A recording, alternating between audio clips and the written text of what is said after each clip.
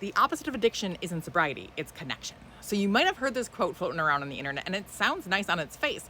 But from a drug scientist's perspective, this type of quote worries me because the logic is a lot a bit flawed and a little bit dangerous. So buckle up for the sordid tale of Rat Park, aka a rat paradise experiment that led to potentially the next Stanford prison experiment and also took down an educational YouTube.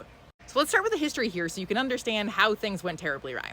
So the Rat Park experiment, that a lot of this idea that addiction is a social connection, that started with a psychologist whose name is Bruce Alexander. And he decided to run an experiment known as the Rat Park study. And this is the thing that has been infamous.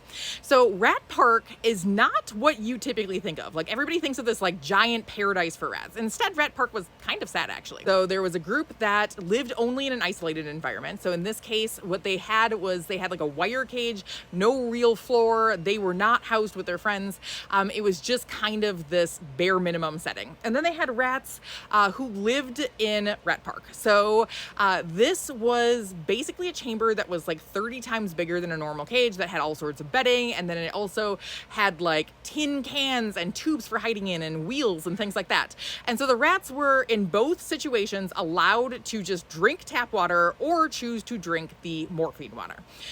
Now, what he found was that basically rats who were housed in Rat Park drank less morphine, because probably they just had free access to everything. So Rat Park wasn't just like this very specific, now you have another rat friend. Rat Park was like, now you have everything. Now you can go out and copulate. Like he said, and I quote, that Rat Park was teeming with babies. So there were a lot of things for rats to do in Rat Park that were not just taking drugs, and they took fewer drugs.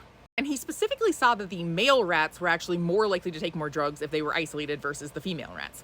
Now, there are all sorts of problems with Rat Park, other than the incredibly ridiculous number of compounds that I mentioned. He was not actually able to replicate Rat Park in his own lab. He also said the rats in Rat Park still did take drugs.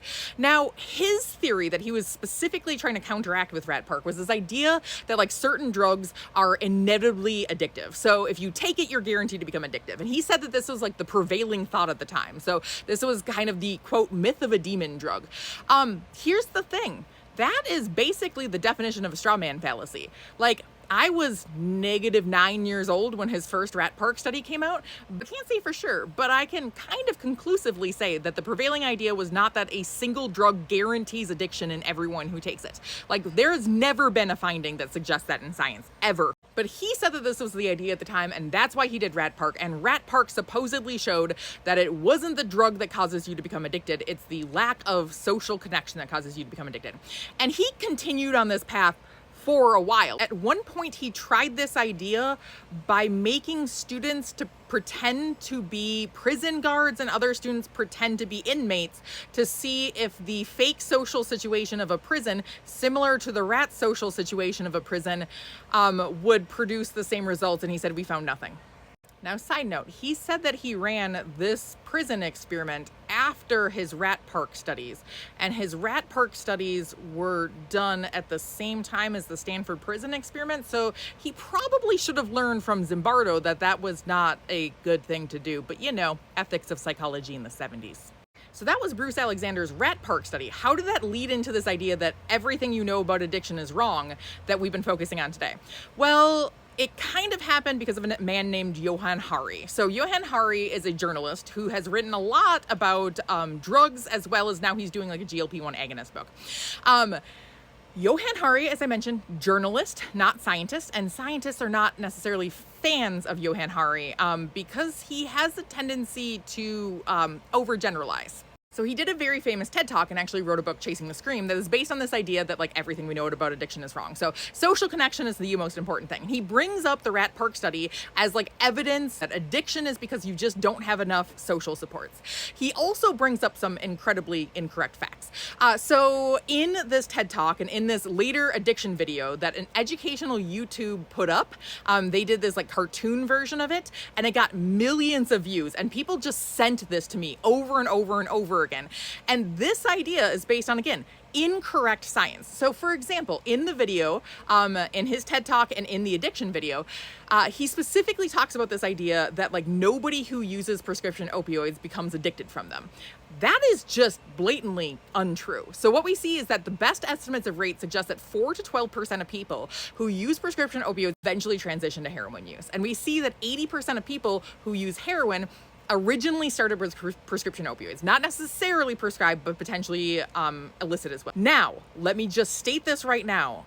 I do not believe that this is a reason that we should prevent people from getting a hold of medication that will help them live their life and be fully functional. As a person with chronic pain, I completely understand how incredibly difficult it is to get opioids, but we still need to give accurate information about them. And then he goes into the Vietnam War idea. So this is a actually very interesting set of studies where they looked at people who were returning from being overseas for the Vietnam War and found that a lot of people were using heroin over there. So we're talking about like 34% of people were using heroin over there, but when they came back to the United States, only about 1% of them ended up becoming addicted in the US. So the theory here is that the reason that people came back from the Vietnam War not addicted to heroin is because heroin wasn't addictive, not because of, I don't know, there are so many different reasons why somebody returning from the war would no longer remain on the drug that they had. Maybe they can't access it anymore. Maybe heroin was ubiquitous in places like Vietnam, but not in like the suburbs of the US that they're returning to. Maybe they're just less bored. Maybe they, yes, have better social supports. And again, we do see that social support matters for addiction. So I'm not trying to say that it doesn't here. We do see that the closer friends you have, like the more close friendships you have, the less likely you are to become addicted. But also, if those friends use drugs, the more likely you are to become addicted. So it's not just like you don't have enough social support. So here's the point that I want you to understand from this. Those sound bites, those little tiny snippets that it's the opposite of addiction is not sobriety, it's connection, those sound good, but those types of statements are problematic. They don't get at the complexity that is addiction. And if you've ever struggled with addiction, or if you watch someone struggle with addiction, it's not as easy as they don't have enough friends. You've probably known somebody who has tons of great friendships, an absolutely fantastic family, and still uses drugs.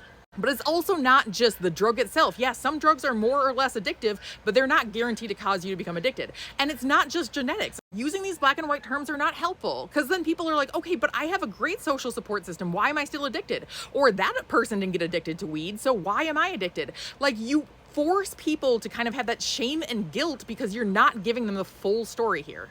So please, the next time you hear a soundbite that is too good to be true, think about what the consequences are about repeating that type of information. And yes, come live in the gray that is addiction. It is not fun, it is not easy, and it is a complex topic, but that is how we need to think about it to actually help people who are struggling with it.